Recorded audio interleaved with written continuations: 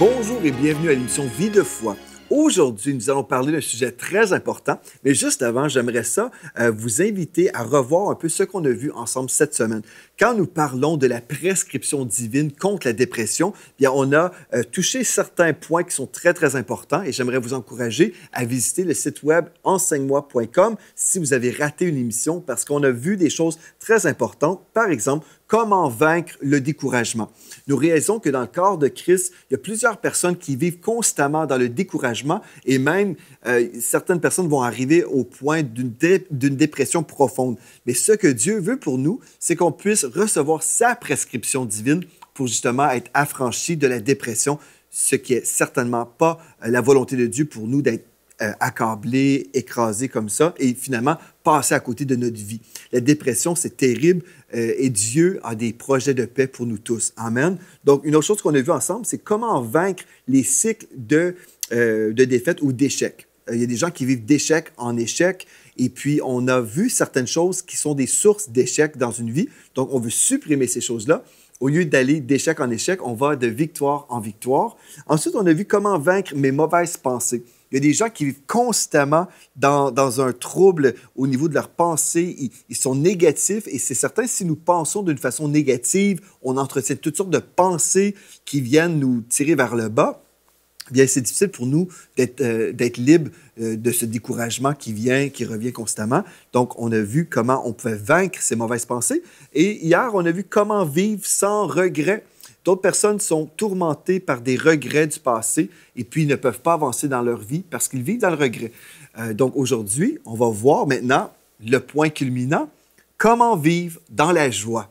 Oui, Dieu veut nous libérer de la dépression, pas pour qu'on soit simplement amorphe et juste OK, correct. Donc, Dieu veut qu'on soit joyeux. Amen. La parole de Dieu nous dit dans Proverbe 17, verset 22, « Un cœur joyeux est un bon remède, mais un esprit abattu dessèche les eaux. » Donc, on ne veut pas avoir un esprit abattu, on veut être dans la joie. Un cœur joyeux est un bon remède. Et Dieu veut qu'on puisse recevoir son remède, cette prescription divine, pour être délivré de toute forme d'oppression, de dépression, et qu'on puisse avancer aujourd'hui dans la joie. Si nous sommes dans la joie, nous sommes plus forts. Amen. Dans le psaume 68, verset 28, Dieu a dit, en fait, la parole de Dieu dit, « Ton Dieu ordonne que tu sois puissant.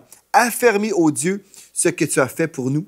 Et lorsque je suis faible, c'est alors que je suis fort, selon 2 Corinthiens 12, 10. Donc, Dieu m'ordonne, je dois être puissant dans le Seigneur, pas dans ma puissance personnelle, mais dans sa puissance. Mais comment recevoir sa puissance? Bien, je dois exercer ma foi dans sa provision. Et Dieu dit, la joie du Seigneur est votre force.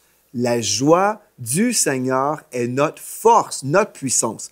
Donc, aujourd'hui, je vais vous parler comment vivre dans la joie. Et c'est possible pour vous, certainement. Vous savez, une des choses que j'ai à cœur de vous dire au tout début, quand nous sommes sauvés, nés de nouveau, on devrait se réjouir du fait que nous sommes sauvés. Il y a plusieurs chrétiens qui vivent leur vie chrétienne comme s'ils sont en route vers l'enfer et pourtant ils sont en route vers le ciel. Des fois, on s'imagine, bien, si je suis chrétien, je dois être spirituel et on a compris ou on a imaginé que la vie spirituelle voulait dire que nous sommes sobres. OK, oui, c'est sobre. La vie chrétienne. On devrait être sobre au niveau de notre comportement, au niveau de notre relation avec le Seigneur. On devrait être sérieux dans notre relation avec Dieu. Mais ceci ne veut pas dire qu'on va marcher avec toujours, je ne sais pas, un air de bœuf, comme on dit ici au Québec. On a l'air toujours misérable. Non, ce n'est pas ça l'idée. L'idée, c'est d'être heureux et dans la joie. Et il y a des chrétiens qui s'imaginent, bien, si nous sommes spirituels, on devrait vraiment avoir l'apparence d'une personne sérieuse et puis on ne devrait pas trop rire parce que ça, en fait, ce n'est pas d'être vraiment spirituel. Non, en fait, le vrai chrétien, celui qui est né de nouveau, devrait être rempli de joie. Nous devrions être joyeux. Certainement, nous devrions être vraiment joyeux parce que, en fait, nous sommes en route vers le ciel. Nous avons été sauvés. Nous avons été purifiés de tous nos péchés. Nous avons une grande destinée. Et même aujourd'hui, dans ce monde, nous devrions être les personnes les plus heureuses sur la terre. En fait, il y a un livre que Demos Shakarian, celui qui a fondé les Hommes d'affaires du plein évangile, il avait écrit un livre qui s'appelait « Les personnes les plus heureuses sur la terre ». En fait, c'est non seulement les enfants de Dieu, mais ceux qui ont expérimenté également la plénitude du Saint-Esprit. Si nous sommes sauvés en route vers le ciel, baptisés du Saint-Esprit, nous avons la puissance de Dieu en nous, sur nous, nous devrions être heureux. Amen. Donc, si on s'imagine, ah bien, je suis chrétien, je devrais être sérieux et puis ne pas trop rire, il y a vraiment plusieurs chrétiens qui s'imaginent que la vie chrétienne veut dire qu'on devrait vraiment être sérieux. Ça, c'est un mensonge. Et en fait, on fait une contre-publicité pour la vie chrétienne parce que les gens de l'extérieur nous voient et ils s'imaginent, bon, je ne veux pas être chrétien parce que ces chrétiens sont tellement misérables, sont tellement sérieux, ils ne semblent pas avoir beaucoup de plaisir dans leur vie. Et je sais qu'il y a des gens, des fois, qui m'ont vu dans la joie et puis il y a des gens qui ne venaient pas d'un arrière-plan chrétien comme le mien, où on était dans la joie, et puis ils étaient même surpris. Le pasteur Joël est heureux, il rit beaucoup, finalement, il est marrant, c'est ça qu'il y a des gens qui ont dit.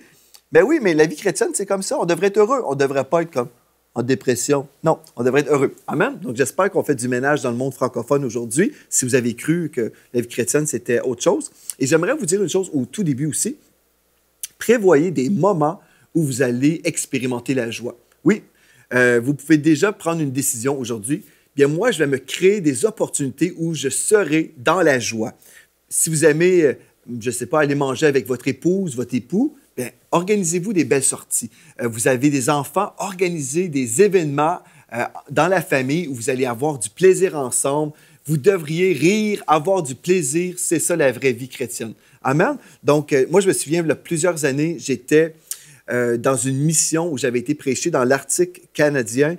Et puis, j'ai réalisé à ce moment-là, j'avais été tellement occupé qu'en 6 mois, dans une saison de ma vie, là, dans le service, pendant 6 mois, j'avais tellement donné des conférences à droite et à gauche que je n'avais même pas eu un seul repas entre amis. Et puis, j'ai réalisé à quel point c'était normal. Je ne devrais pas être si occupé et vivre une vie si intense que je n'ai même pas le temps de rire et de profiter de la vie. Dieu vous a sauvé et il veut que vous puissiez expérimenter la vie et profiter de la vie. Et ce n'est pas d'être charnel, ce n'est pas d'être dans le péché, d'avoir un bon repas avec son épouse, de rire, d'avoir du plaisir. Certains, on ne rit pas avec les choses mondaines. Ici, je ne dis pas d'avoir... je ne sais pas, d'être vulgaire. Et je sais que le monde, aujourd'hui, ils vont rire de toutes sortes de choses, ils vont s'amuser et puis être vulgaires. Mais non, nous pouvons célébrer le Seigneur. Vous savez, la parole de Dieu nous dit dans le psaume 30, versets 5 et 6, dans la Bible du Sommeur, « Chantez donc à l'Éternel, vous qui êtes ses fidèles. » Quand je chante, bien déjà là, je suis dans la joie, n'est-ce pas? Je chante mon Dieu. Apportez-lui vos louanges, proclamez sa sainteté, son courroux dure un instant, sa faveur est pour la vie. Je peux me réjouir du fait que, wow, je suis sauvé et la faveur de Dieu, la gloire de Dieu, vraiment la grâce de Dieu sur ma vie, je me réjouis. Si le soir des pleurs subsistent, au matin, la joie éclate. Bon, le soir arrive, les pleurs et le matin, l'allégresse dans Louis II. Donc, on va tous vivre ou expérimenter des choses difficiles dans la vie. Et c'est ça que la Bible nous dit ici. Si le soir des pleurs subsistent, au matin, la joie éclate. Parce que Dieu ne veut pas qu'on vive dans les pleurs.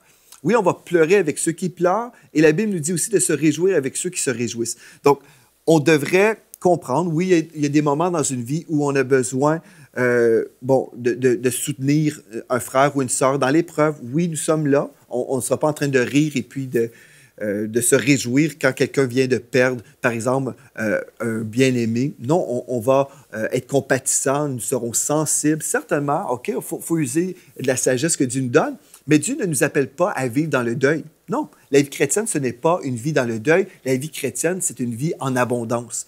Et vous devriez être heureux. Amen. On a déjà tourné la page. Cette semaine, on a dit, on tourne la page sur le découragement, la dépression au nom de Jésus. Mais là, entrons dans un monde de la joie. Et je vois que Dieu aime la joie. La Bible nous dit aussi que Dieu rit.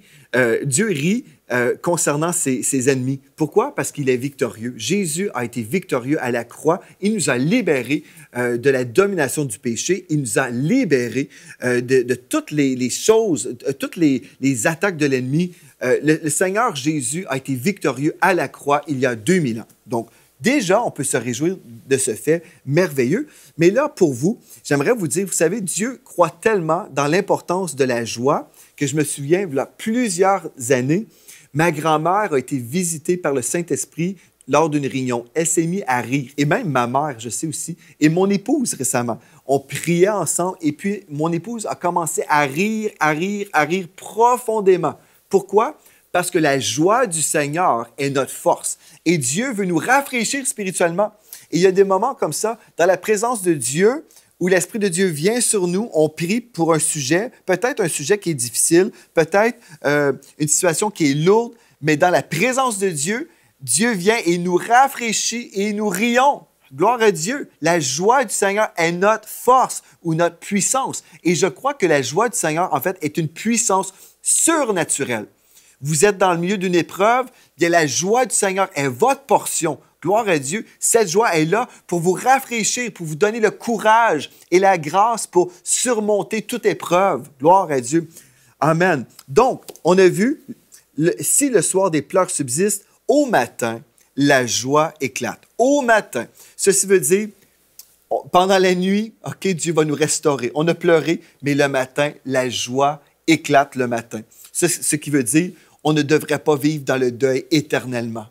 Gloire à Dieu. Le matin est là, le soleil se lève. Et puis moi, je me lève aussi dans la joie, là où la joie éclate dans la présence de mon Dieu. Donc aujourd'hui, ce qu'on veut voir, c'est l'appel de Dieu, l'appel à vivre dans la joie. Dans 1 Thessaloniciens 5, verset 16, si jamais vous avez douté de ce que je vous ai partagé jusqu'à présent, vous dites « Oh, je ne sais pas trop, ça semble trop bien, trop bon ». Bien, 1 Thessaloniciens 5, 16 nous dit « Soyez toujours joyeux ». C'est un appel, c'est un commandement. Ce n'est pas si vous trouvez la vie facile, soyez toujours joyeux. Non, soyez toujours joyeux, peu importe les hauts, les bas, soyez toujours joyeux.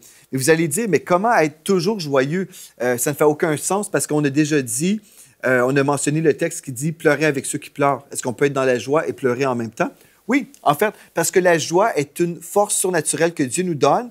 Et en fait, c'est quelque chose que Dieu nous donne. C'est une puissance que Dieu nous donne, la joie du Seigneur. Même si je passe à travers une épreuve, même si je peux être attristé dans mon âme, spirituellement, j'ai une puissance intérieure. J'ai la joie de Dieu et cette joie, elle est là, peu importe les épreuves dans lesquelles je peux me retrouver. Dieu est avec moi et ultimement, cette joie, elle est là pour me consoler aussi. Gloire à Dieu. Donc, soyez toujours joyeux et je peux être toujours joyeux si je regarde à la bonne place. Amen.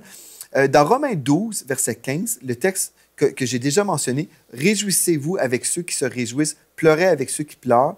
Bien, en fait, ce texte-là me dit une chose importante, je dois me réjouir avec ceux qui se réjouissent. Et la seule façon que je peux y arriver, en fait, c'est en étant connecté avec l'Esprit de Dieu. Parce que des fois, on va passer à travers des épreuves qui sont très, très difficiles.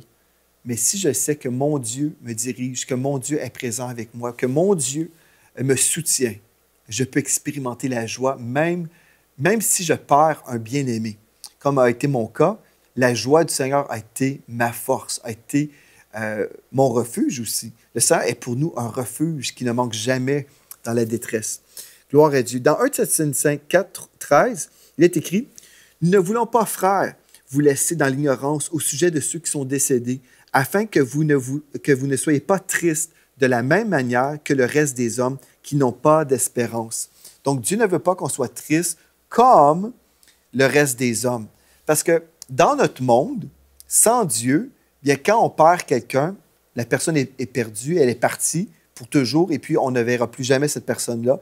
Donc, nous sommes tristes, attristés. Mais pour nous, les enfants de Dieu, même si on perd un bien-aimé, même si nous sommes attristés, c'est certain, humainement, dans notre âme, nous sommes attristés parce que nous allons manquer la personne. Elle va nous manquer. C'est certain, c'est normal. Mais même dans cet état-là, on peut être dans la joie et ne pas être triste de la même manière. Parce que pour nous, il y a toute cette dimension spirituelle qui est là, où on peut se réjouir. Par exemple, vous savez, l'évangéliste Billy Graham est rentré au ciel. Nous pouvons être tristes, surtout la famille, les intimes peuvent être tristes et dire « Ah, on a perdu notre grand-père, par exemple. » C'est normal et c'est certain qu'on peut éprouver des émotions, c'est normal. Mais je sais en même temps que la famille peut se réjouir. Elle se réjouit en ce moment parce que tous ceux dans cette famille, ils savent très, très bien que le frère Billy Graham est rentré au ciel dans sa récompense céleste. Vous comprenez? Donc, nous ne sommes pas dans le deuil ou dans la tristesse comme les gens de ce monde qui n'ont pas d'espoir. Dans 1 Thessaloniciens, chapitre 1, versets 6 et 7, la Bible nous dit « Vous avez été mes imitateurs et ceux du Seigneur en recevant la parole au milieu de beaucoup de tribulations avec la joie du Saint-Esprit. » C'est ça. En sorte que vous êtes devenu un modèle pour tous les croyants de la Macédoine. Et puis ici, ce que je veux vous aider à comprendre, c'est qu'au milieu de beaucoup de tribulations, avec la joie du Saint-Esprit. Donc, le Saint-Esprit est là pour nous quand nous sommes dans une épreuve, dans une tribulation. Il y a plusieurs personnes qui s'imaginent bien, je serai dans la joie quand tout ira bien. Bien, ces gens-là sont souvent misérables parce que c'est très rare que tout est parfait dans une vie. On va tous avoir des épreuves, on va tous avoir des défis. Donc, même si nous sommes dans une grande tribulation, la joie du Seigneur est là. Gloire à Dieu. Amen. Donc, la joie du Seigneur est notre force dans Néhémie 8, verset 10. Et la source véritable de notre joie est le Seigneur en toutes choses. Si on regarde, par exemple, au monde, les gens de ce monde vont se réjouir, par exemple, parce qu'ils ont eu une augmentation salariale. Ils viennent d'entendre dire « Ah, monsieur l'employé, écoutez bien, l'employeur vous augmente de 5 ou, je ne sais pas, 10 euros, peu importe. On vous donne une augmentation. » Et puis là, les gens vont dire « Ah bon, là, j'ai une raison de me réjouir. » Ou quelqu'un aussi dirait « Ah, j'ai trouvé l'amour de ma vie. Voilà, je suis dans la joie. » Ah bien, c'est très bien, c'est très bien. Ou des chrétiens vont peut-être dire « Bien, moi, je me réjouis parce que là, j'ai trouvé l'Église parfaite. Autrefois, j'étais dans des églises terribles. Ah, c'était comme ceci ou cela. Mais aujourd'hui, j'ai trouvé l'Église parfaite. » Et puis là, ces gens-là sont dans la joie, entre guillemets. Ou je réussis dans mon ministère. Là, je suis dans la joie parce que les choses vont bien. En fait, ces raisons-là peuvent sembler bien pour les gens dans le monde et pour ceux même dans l'Église. Mais la raison véritable, la raison qui devrait vraiment nous donner cette joie surnaturelle, c'est le fait que nous sommes sauvés. Remarquez bien ce que le Seigneur Jésus a dit à ses disciples dans Luc 10 et au verset 20. C'est assez remarquable. Il dit, ici, le Seigneur Jésus dit, « Cependant, ne vous réjouissez pas de ce que les esprits vous sont soumis. » Donc, on pouvait peut-être se réjouir et « Hey, le Seigneur Jésus, on a chassé des démons et puis on a vu des personnes délivrées. » Et là, Jésus leur dit, « Toutefois, ce qui doit vous réjouir, ce n'est pas de voir que les esprits mauvais vous sont soumis, mais de savoir que vos noms sont inscrits dans le ciel. » C'est spécial que le Seigneur Jésus a repris ses disciples, ses apôtres, parce qu'on devrait dire, bien en même temps, c'est merveilleux de voir des personnes libérées. Oui, c'est merveilleux. Mais Jésus voulait souligner un fait. Ce n'est pas votre ministère, ce n'est pas le fait que vous pouvez chasser des démons, ce n'est pas la raison ultime pourquoi vous devriez être dans la joie, c'est parce que vos noms sont inscrits dans le livre de vie. Votre vraie raison, la raison véritable pour la joie, c'est le fait que vous êtes sauvés. Amen. Et on peut se réjouir partout à travers la francophonie aujourd'hui. Si vous avez fait de Jésus le Seigneur de votre vie, vous avez la raison de fêter. Vous avez la raison ultime de célébrer votre Dieu. Je suis sauvé, je suis en route vers le ciel. Ceci veut dire que je peux être joyeux en tout temps, soyez toujours joyeux. Ah oui, je peux mettre un crochet et dire, j'ai une raison aujourd'hui. Vous allez dire, oui, mais j'ai des épreuves. Et oui, nous avons tous des épreuves. Mais la joie du Seigneur est ma force. Amen. Donc, Matthieu 5, 8 nous dit, heureux ceux qui ont le cœur pur, car ils verront Dieu. Amen. Donc, si j'ai une perspective éternelle aujourd'hui, je vais voir Dieu, je suis sauvé, j'ai une raison, j'ai vraiment une raison. Et puis, vous avez cette raison. Et si vous n'avez pas cette raison, c'est parce que vous n'avez pas encore fait de Jésus le Seigneur de votre vie et vous pouvez prendre la décision aujourd'hui même. Voulez-vous être pardonné de tous vos péchés? Si vous dites, oui, j'aimerais ça commencer une vie nouvelle, j'aimerais ça tourner la page sur mon passé, j'aimerais être purifié de tous mes péchés, j'aimerais être libéré de toutes les choses du royaume des ténèbres. Aujourd'hui, vous pouvez dire oui à Jésus. Vous avez simplement besoin de dire, Seigneur, je te donne ma vie. Fais de ma vie un chef-d'œuvre. Pardonne-moi, lave-moi de tout péché. Je te donne ma vie. Si vous le dites aujourd'hui avec foi, gloire à Dieu, vous devenez à ce moment-là un enfant de Dieu en route vers le ciel. Peut-être vous allez dire, ah, mais cela semble très, très facile. Pour nous, c'est facile de dire oui à Dieu. mais Jésus a payé un grand prix pour nous, pour que nous soyons libérés du péché. Jésus a donné sa vie sur la croix pour qu'on puisse être pardonné de tous nos péchés. Ça, c'est merveilleux. Il a payé un prix qui a coûté très, très cher. Il a souffert cruellement sur la croix pour qu'on soit pardonné de tous nos péchés. Jésus a été tellement merveilleux pour nous. Et pour nous, aujourd'hui, on peut juste dire, « Ah, merci Seigneur, je reçois le don de la vie éternelle. Je reçois le pardon de mes péchés. » Et si vous venez de dire oui au Seigneur Jésus maintenant, gloire à Dieu, vous aussi, vous avez une raison. Vous pouvez vous réjouir et être dans la joie. Vous pouvez tourner la page sur la dépression, gloire à Dieu, tourner la page sur le découragement, sur le regret. Vous pouvez dire, « Ah, je reçois la joie du Seigneur dans ma vie aujourd'hui. Je commence une nouvelle vie avec le Seigneur. » Nous avons tous une raison aujourd'hui d'être dans la joie. Personne ne peut dire, « Non, je n'ai pas de raison. » Si vous recevez le Seigneur Jésus, vous devriez être joyeux. Amen. Donc, j'aimerais vous poser une question aujourd'hui maintenant. Êtes-vous une personne vraiment heureuse? Vous savez, il y a des gens qui ne sont pas dans la joie parce qu'ils vivent dans le péché. Et ce que je trouve remarquable, en fait, dans Hébreux 11, versets 24 et 25, le texte ici nous parle de Moïse. C'est par la foi que Moïse, devenu grand, refusa d'être appelé fils de la fille du Pharaon, aimant mieux être maltraité avec le peuple de Dieu que d'avoir pour un temps la jouissance du péché. Vous savez, le péché, c'est quelque chose qui peut vous procurer peut-être une certaine joie, un certain plaisir, mais ce n'est pas la joie véritable de Dieu. Et ce plaisir est très, très, très passager. Vous ne vivrez pas longtemps dans la joie, dans le péché, parce qu'en fait, ce n'est pas de la joie, c'est juste un plaisir charnel. Et vous savez, dans Job 20, verset 5, « Le triomphe des gens méchants est de courte durée, la joie de l'infidèle ne dure qu'un instant. » Vous allez vivre quelques plaisirs pendant une courte saison, mais après, quand vous semez dans le péché, il y a toute cette récolte terrible, négative. Et en fait, c'est la dépression, c'est la lourdeur, c'est le péché, c'est le monde des ténèbres. Et puis le diable, lorsqu'il vous donne quelque chose, il y a toujours une récolte atroce, terrible qui vient avec. Donc, ce qu'on veut faire, c'est dire, est-ce que je suis vraiment une personne heureuse? Si ce n'est pas le cas, bien peut-être c'est juste parce que vous étiez dans le péché. Et là, je crois que vous avez fermé la porte au péché. Amen. Donc, on veut vraiment s'assurer de vivre dans la joie étant chrétien. Donc, comment est-ce que je vais faire? Je vais faire comme j'ai déjà dit au début.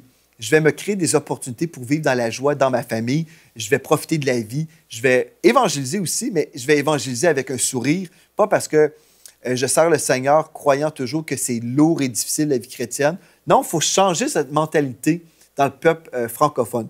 Non, je suis heureux et je n'ai point honte d'être dans la joie et d'avoir un sourire sur mon visage. Amen. Que la joie éclate maintenant dans votre vie. Comment allez-vous faire? Bien, si vous êtes pardonné de tous vos péchés, vous allez constater le fait que vous êtes en route vers le ciel. Et dans le psaume 34, verset 5, la Bible me dit, quand on tourne vers lui, vers le Seigneur, les regards, on est rayonnant de joie et le visage ne se couvre pas de honte. Pourquoi? Parce que Jésus est la source de mon pardon.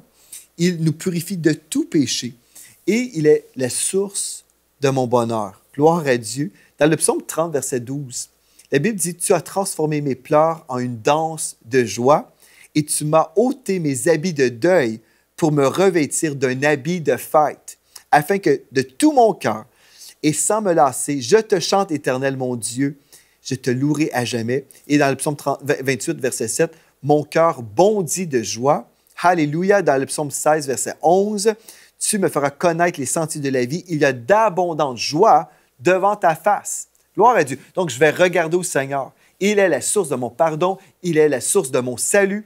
Il est ma source de joie. Alléluia. Et à cause de ma foi dans l'œuvre de la croix, aujourd'hui, je reçois la joie du Seigneur qui est ma force et je deviens fort comme il a ordonné que je sois. Dieu a dit que je dois être fort dans le Seigneur. Donc, Dieu aujourd'hui vous appelle.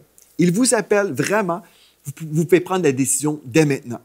Vous êtes un chrétien, vous allez à l'église, vous avez votre belle routine chrétienne, vous avez peut-être écouté toute la série cette semaine sur comment faire le ménage au niveau de notre vie, au niveau de nos pensées, au niveau du regret. On a touché plein de choses cette semaine concernant la dépression, le découragement.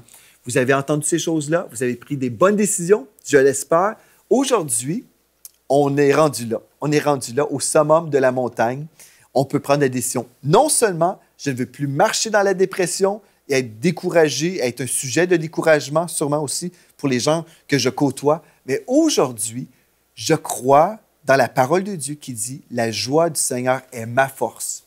Et je ne remettrai pas ma joie à un autre moment. Je ne dirai pas quand je n'aurai plus d'épreuves ou quand je serai arrivé à tel point dans ma vie, c'est à ce moment-là que je serai joyeux. Non, dès maintenant, je peux prendre la décision que je vais croire la parole. Croyez-vous la parole de Dieu? Croyez-vous ce que la parole de Dieu nous dit? La joie du Seigneur est notre force. Voulez-vous devenir fort? Voulez-vous tourner vraiment une fois pour toutes la page sur la dépression? Peu importe, même si vous avez des épreuves, vous allez toujours demeurer dans la joie. Est-ce que vous voulez prendre cette décision aujourd'hui? Bien, si vous dites oui, je vais prier avec vous. Gloire à Dieu. On va prier ensemble. On va s'accorder dans la foi. C'est le temps de vivre un changement dans le monde francophone, dans nos églises francophones. Moi, j'espère que tous ceux qui ont suivi la série vont commencer à vivre une vie différente. On va arriver dans les églises en visite, donner la main à un frère et une sœur. Et ce ne sera pas quelqu'un qui va nous représenter un Jésus de tristesse, un Jésus dépressif. Non, au nom de Jésus. Père éternel, je veux prier pour mes frères et mes sœurs à la maison qui ont suivi cette série ou au moins qui ont suivi cette émission qui disent « Je veux vivre la joie de l'Éternel. Je veux l'expérimenter. » Seigneur, je te rends grâce pour la révélation que tu nous donnes. Oh Seigneur Dieu, tu nous as sauvés, tu nous as lavés, tu nous as purifiés. Et aujourd'hui, nous avons accès auprès du trône de la grâce. Oh, gloire à Dieu. Merci Seigneur parce que nos noms sont écrits dans le livre de la vie. Merci Seigneur Dieu parce que nous sommes en route vers le ciel. Nous sommes sauvés, nous avons été délivrés de l'enfer. Gloire à Dieu pour ça. Merci Seigneur Jésus parce que j'ai aussi reçu le Saint-Esprit dans ma vie. Oh, merci Seigneur Dieu parce que tu me diriges dans ma vie. Alléluia, merci Seigneur Dieu. Oh, tu es tellement bon et merveilleux. Et je prie pour mes frères et mes sœurs à la maison qui ont peut-être souffert dans le découragement, ils ont été troublés dans le passé, ils ont vécu une vie chrétienne artificielle. Aujourd'hui, je prie qu'ils puissent devenir un chrétien authentique et qu'ils puissent maintenant expérimenter une délivrance de ce vêtement de deuil. Au nom de Jésus, que ce vêtement de deuil quitte votre vie à tout jamais et que vous puissiez être revêtus de cet habit de fête. J'appelle maintenant, au nom de Jésus, cet habit de fête sur vous. Amen. Une vie nouvelle, une vie dans la joie, une vie où vous allez appeler vos amis et vous réjouir du fait que vous êtes sauvés et en route vers le ciel. Gloire à Dieu pour cette révélation. Merci Seigneur Dieu, tu es bon et tu te révèles à mes frères et mes sœurs comme étant ce bon Dieu rempli d'amour et rempli de joie qui nous donne une joie éternelle. Alléluia. Gloire à Dieu. Merci d'avoir été là. Écrivez-moi cette semaine aussi pour me témoigner comment le Seigneur vous a touché et rencontré. C'est à la prochaine fois. Soyez richement bénis.